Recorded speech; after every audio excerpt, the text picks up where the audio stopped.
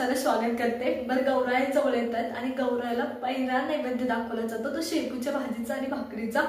तीच शेपूची भाजी आपण आज करणार आहोत। बरं, ही शेपूची भाजी फार पौष्टिक असते, आरोग्यदायी असते आणि गौरीला पहिला नैवेद्य हिचा दाखवला जातो। तर चला सुरुवात करूया शेपूची भाजी बनवायला।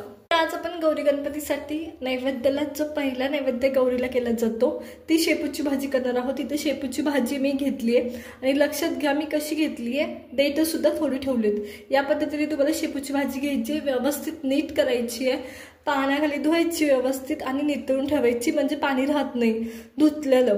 तर चला आता इथे मी शेपूची भाजी ही घेतली आहे। आता मी ही चिरून घेणार आहे बारीक, तर आधी चिरून घेते। चला तर मग पटकनी मला शेपूची भाजी कशी चिरतात ते पण सांगते। तर या पद्धतीने शेपूची भाजी घ्यायची, देठ सुद्धा घ्यायची, हे नेहमी लक्षात ठेवा आणि व्यवस्थित ती एकसंध जुळवून घ्यायची शक्य तेवढी आणि आधी मधून कट करायची आणि त्याच्यानंतरून अशी एकदम बारीक थोडंसं कट करून घ्यायची। अगदी कमी जागा ठेवायची, खूप मोठी नाही ठेवायची। या पद्धतीने ही भाजी अशी कट करून घ्यायची। तर चला सर्व भाजी मी अशीच कट करून घेणार आहे। देठ मोठी खूप येत असतील तर देठ परत एकदा कट करायची। तर या पद्धतीने चला तर मग मी सगळी भाजी अशीच कट करून घेते शेपूची। इथे ही सर्व भाजी मी कट करून घेतली व्यवस्थित। आता आपण भाजी बनवायला सुरुवात करणार आहोत। तर भाजी बनवताना ना लसूण ना कांदा वापरणार आहोत, पटपट भाजी बनवणार आहोत। अगदी 5 मिनिटात भाजी होते, जास्त वेळ लागत नाही, 5 ते 7 मिनिटं इनफ होतात। तर चला सुरू करूया। शेपूची भाजी बनवण्यासाठी तर मी मोठी कढई घेतली आहे, त्याच्यानंतर मी याच्यात तेल घेतले। तेल व्यवस्थित गरम होऊ द्यायचं, एकदम कडकडीत। आणि एक लक्षात घ्या, तेल ना थोडंसं जास्त घ्यायचं, जेणेकरून काय होतं त्या भाजीला व्यवस्थित परतता येतं, टेस्टी लागते भाजी। तर चला सुरुवात करूया।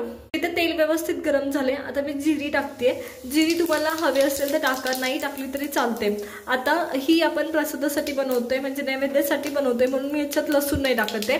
पण तुम्ही जर लसूण खात असाल तर या टायमाला लसूण सुद्धा टाकायचा, अप्रतिम टेस्ट लागते।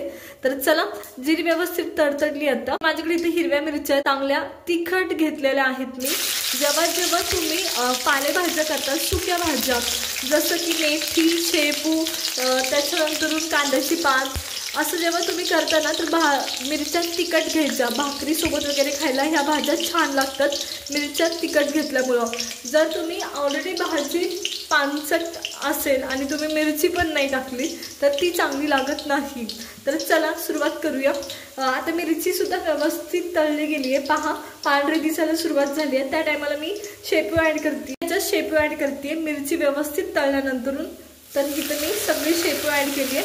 आता एक गोष्ट लक्षात घ्या, जेवढी शेपू फ्रेश असते ना तेवढी शेपू पाणी सोडते तिचं, जेवढी शेपू शिळी होत जाते, म्हणजे भाजी जेवढी शिळी होत जाते तेवढं पाणी कमी सोडते। आता एक लक्षात घ्या, जिथं तुम्ही सिटीत राहताय तिथली भाजी पाणी कमी सोडते, पण ग्रामीण जेव्हा किंवा तुमच्याकडे भाजी लवकर पोहोचली असेल सिटीत सुद्धा, तर मग मात्र ती भाजी पाणी खूप जास्त सोडते। तर आता इथं मी भाजी 1-2 मिनटं परतून घेणार आहे। आता ही माझी भाजी फ्रेश नाही आहे हे लगेच लक्षात येतं, कारण भाजी बिलकुल पाणी सोडत नाही आहे त्याच्यामुळं। तर चला ही व्यवस्थित परतून घेते मी। आता खूप जणांना वाटत असेल की भाजी फ्रेश दिसत होती पण शिळी असं का म्हणते, तर खरंच ज्या भाज्या खूप फ्रेश असतात ना त्या पाणी सोडतात। तुम्ही परतायला सुरुवात केली ना त्या भाज्या खूप जास्त पाणी सोडतात। जशी भाजी शिळी होते ना तसं ती पाणी नाही सोडत। जे तुम्हाला फ्रेश भाज्या मार्केटमध्ये दिसतात त्या पाणी मारलेल्या असतात तेवढ्या वेळा। इवन तुम्ही जर कुठली सुकलेली भाजी व्यवस्थित धुतली आणि गाळणीत ठेवली ना त्याच्यात ते पाणी असतं, त्या भाजीला थोडं तरी कुठेतरी लागलेलं, ती भाजी सुद्धा टवटवीत दिसते। तर चला ही मी परतून घेते। आता ही भाजी पाणी नाही सोडते, पण तुमची भाजी जर फ्रेश असेल तर मात्र ती पाणी सोडते। त्याच्यामुळं मीठ टाकायची खूप लवकर घाई करायची नाही, नाहीतर पाणी खूप जास्त सुटतं त्या तुमच्या पालेभाजीला। तुमची मेथी असो किंवा शेपू असो किंवा आणखी कोणती पण पालेभाजी जी तुम्ही सुकी करणार असेल ती पाणी जास्त सोडते मीठ टाकल्यावर।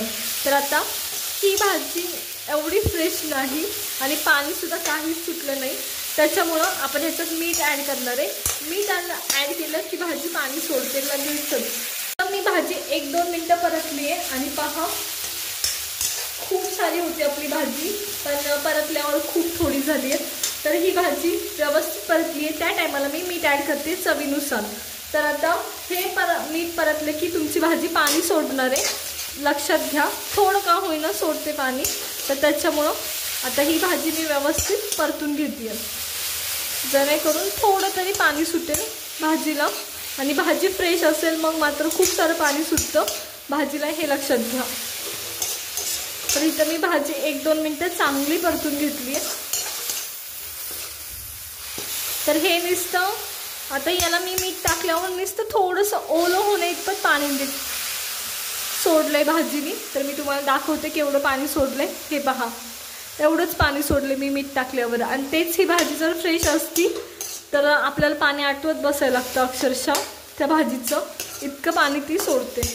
तर इथं मी परतून घेतली आहे आणि व्यवस्थित भाजीला पाणी पण सुटलं. आता पाणी सुटल्यानंतरून आता जी भाजी पाणी जास्त सोडते ना, तर त्या भाजीतच तुम्हाला डाळ वगैरे शिजवून घ्यायची आहे. आता या भाजीने सुद्धा पाणी सोडले, तर या भाजीने जे पाणी सोडलंय त्याच्यातच मी डाळ टाकणार आहे. एक्स्ट्रा पाणी टाकणार नाही आपण, आणि ती डाळ त्याच्यातच वाफवून घेणार आहे आपण. तर आता डाळ कोणती वापरायची एक लक्षात घ्या. मी इथं मुगाची डाळ वापरणार आहे. तुम्ही हरभऱ्याची सुद्धा वापरू शकता आणि मटकीची सुद्धा अप्रतिम लागते. तर तिन्ही डाळ तुम्ही वापरू शकता, मुगाची, मटकीची आणि हरभऱ्याची. तर आता याला पुरेसं पाणी सुटले वाफण्या इतपत तरी, तेव्हा मी याच्यात मुगाची डाळ ॲड करणार आहे. मुगाची डाळ घेतली आहे स्वच्छ धुवून मी इथं. तर चला हे मूग डाळ टाकते, माझ्याकडे आहे ती. आता मूग डाळ ना मी इथं धुवून घेतली आहे. काही ठिकाणी मूग डाळ नाही का भिजवून सुद्धा घेतली जाते. अगदी 5 ते 10 मिनटं, 15 मिनटं जास्तीत जास्त ती मूग डाळ किंवा मटकी डाळ भिजवली जाते पाण्यात आणि मग यूज केली जाते. तसं केलं तरी चालतं. तर इथं मी आता ह्या मूग डाळीला भाजीनेच कव्हर करणार आहे व्यवस्थित या पद्धतीने.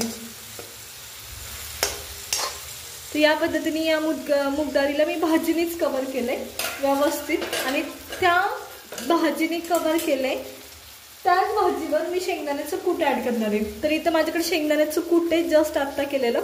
आणि हे खूप जास्त बारीक नाही आणि खूप जास्त मोठं पण नाही, मीडियम केलंय. ते आपण या भाजीवरच ॲड करतोय. आता असं केल्याने 2 फायदे होतात. शेंगदाण्याचं कुटाला भाजीचा वास पण लागतो, ते खाली चिटकट सुद्धा नाही आणि व्यवस्थित लागते. जर शेंगदाण्याचं कूट खाली चिटकलं, भाजीत मिक्स करून तुम्ही भाजी वाफवून घेतली तर ती भाजी कडवट लागते. तर हे लक्षात घ्या. त्याच्यामुळं असं वरती टाकायचं, भाजीचा वास पण शेंगदाण्याच्या कुटाला लागतो आणि शेंगदाण्याचं कूट करपत सुद्धा नाही.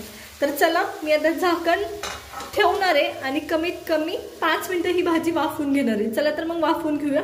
जवळजवळ 5 मिनिटं झालेत आणि मी ताट काढणार आहे.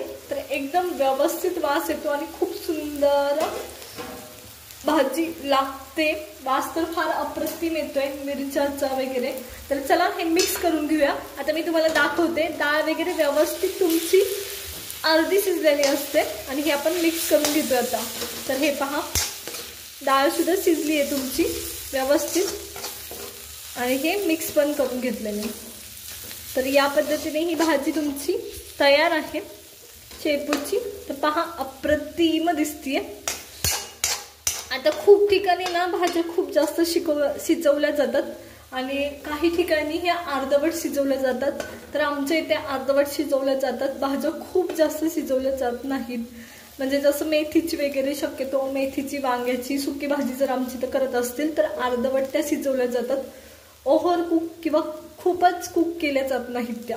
तर ही माझी भाजी तयार आहे. चला तर मग साईडला काढून घेऊया. माझ्या घरी नैवेद्याचं ताट हे असं तयार केलं जातं पहिल्या दिवशीसाठी.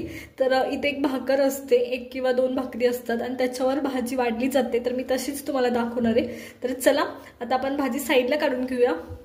गौरीचं नैवेद्य काढून घेते व्यवस्थित.